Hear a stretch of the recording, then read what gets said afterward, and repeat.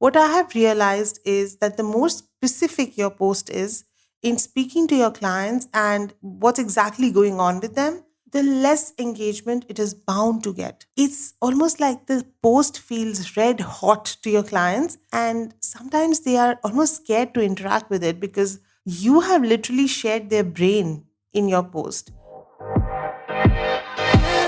Hello and welcome to the Brave Marketing Podcast with your host Swapna Thomas. This is the podcast for the renegades, the trailblazing leaders, and the change makers who don't just have a business, it's your calling. Those of you who want to make a difference and make money, but all on your own terms. I'm on a mission to show as many life coaches as possible how you can have more income, more impact, and infinitely more fun by being unapologetically and bravely you and breaking all the rules. I have created 5-figure months with no paid ads, a tiny list, and zero complicated sales funnels. Simplifying marketing and teaching you how to use it for good in the world is my zone of genius. With this podcast, I'm here to share weekly episodes on the soul and the strategy of marketing, mindset, money, and everything online business. Let's dive into today's episode.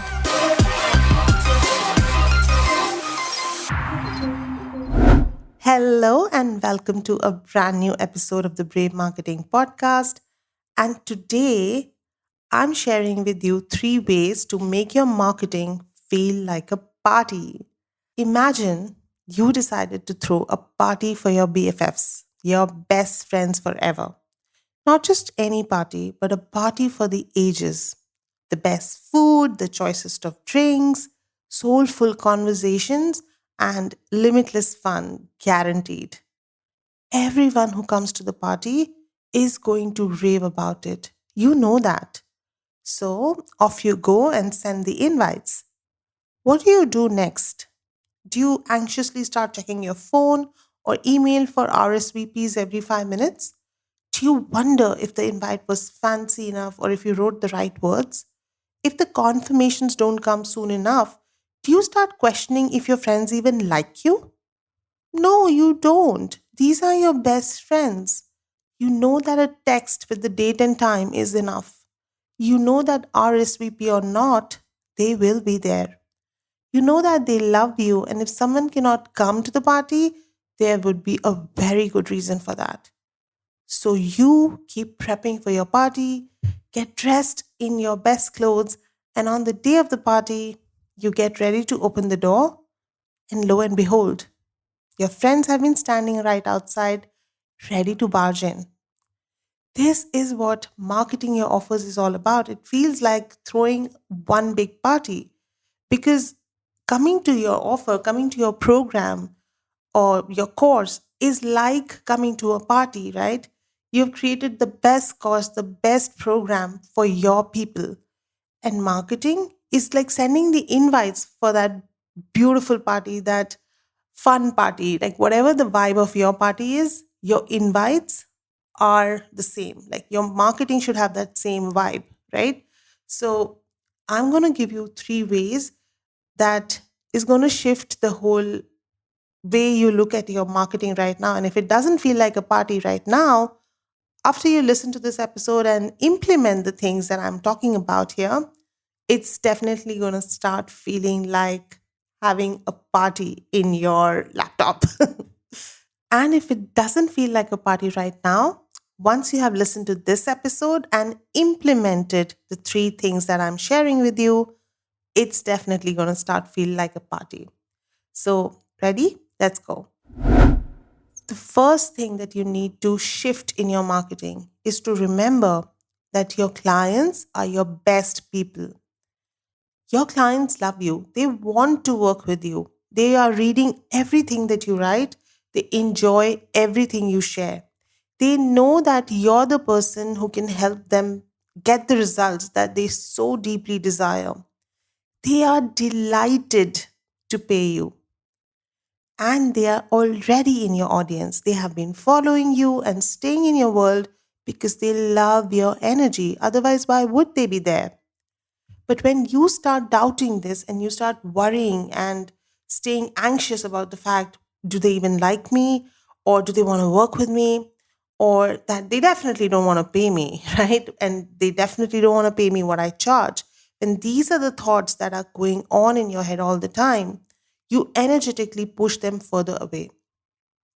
And strategically, when you're spending more and more time doubting and overthinking about your clients, and when you're spending a lot of time being in their wallet, judging and assuming what they can pay or cannot pay, you spend less and less time being in their specific challenges and understanding the language that will connect with them, which is why your marketing feels like a drag. It doesn't feel like having a party because you're spending most of the time wondering if your people even like you.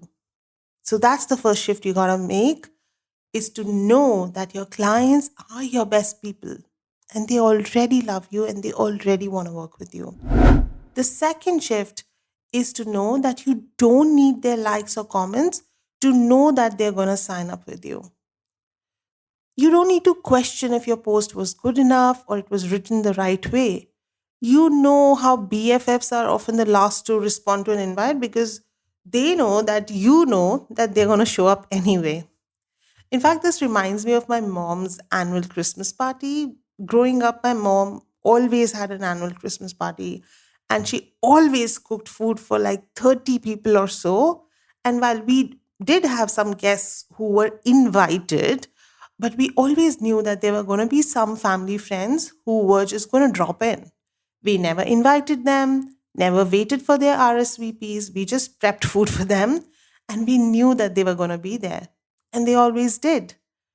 So when you are using likes and comments as a measure of how effective your content is or how many clients can sign up, you're giving that power away to something that you have absolutely no control over. What I have realized is that the more specific your post is in speaking to your clients and what's exactly going on with them, the less engagement it is bound to get.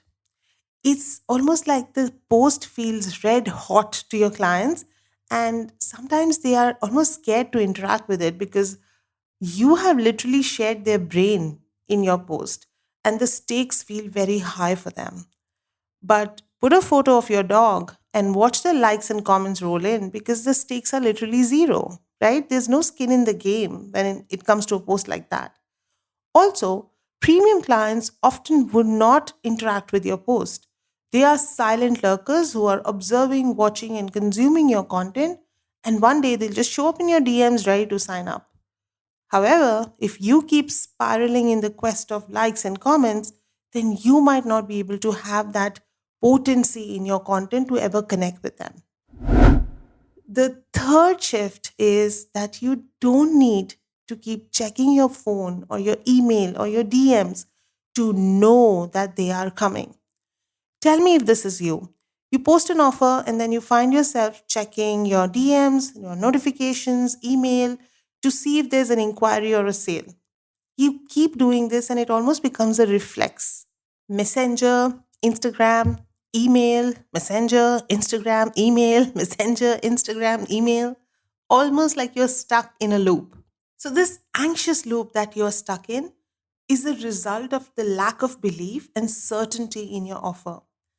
Your brain is telling you that it is responsible to keep checking the notifications in case you miss something. But tell me honestly, do you really believe that if you stop checking your phone every 5 minutes, you would be losing a sale or a client? Do you seriously believe that if you did not answer an inquiry within a few hours, the client is going to change their mind? And if you do you really want a client who's so fickle with their decisions? No, again, your best people do not need you to keep checking your phone every 5 minutes. They are literally standing outside your door. All you need to do is to open the door and welcome them, which means working on your certainty around your offers, your clients, and yourself. Marketing is fun.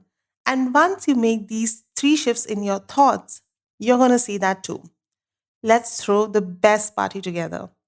But if marketing your offers does not feel like a party right now, then we need to chat. Book an energetic marketing audit call to get clear on the three shifts that will change the game for your messaging, marketing, and sales. And we can also explore how we can implement them together in my private mentorship. I will see you next time with a brand new episode. Until then, stay brave.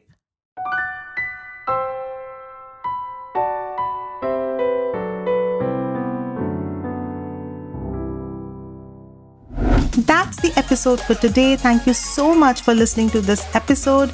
I am thrilled to have you as part of the Brave Marketing community. Because this podcast is still brand new, it would mean so much to me if you could leave a 5-star review, as that will make it easy for other brave hearts to find this podcast and grow our community of rule breakers. Until next time, have a brave week ahead.